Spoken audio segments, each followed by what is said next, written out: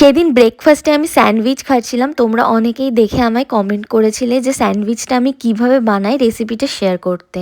ভাবলাম পুরো প্রপার ওয়েতে যখন বানাচ্ছি তোমাদের সঙ্গেও রেসিপিটা শেয়ার করে দিই। তো প্রথমেই জিনিসপত্রগুলোকে তো গুছিয়ে নিয়েছিলাম, আর এটা যেহেতু এগ স্যান্ডউইচ তার জন্য আমি একটা এগ পোচ করে নিলাম আর একটা এগ সেদ্ধ করে নিয়েছিলাম। তো এগের সাদা অংশটা কিন্তু আমি কুচি কুচি করে কেটে নিয়েছি, আর ঘরে একটা আলু সেদ্ধ ছিল, তো সেটার মধ্যে এগের যে কুসুমের অংশটা সেটাকে আমি মেখে নিয়েছি ভালো করে লঙ্কা আর নুন দিয়ে। তারপরে লাগবে যা যা জিনিসপত্র, তোমরা চাইলে পিৎজা সসটা স্কিপ করতে পারো।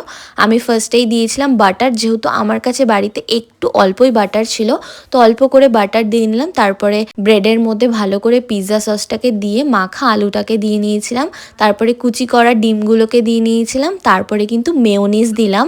আর পেঁয়াজগুলো তো দিতেই লাগবে, কিন্তু আমার কাছে পেঁয়াজ অনেকটা এক্সট্রা হয়ে গেছিলো বিকজ আমি কাঁচা পেঁয়াজ খেতেও বেশ ভালোবাসি। আগে থেকে করে রাখা সেই ডিম পোস্টটাকে সবার ওপরে দিয়ে দিলাম। ব্যাস, স্যান্ডউইচটা মেকিং তো কমপ্লিট হয়ে গেল। দেখতেই পাচ্ছ ভেতরের ফিলিংটা কতটা জুসি আর ভালো লাগছে দেখতে।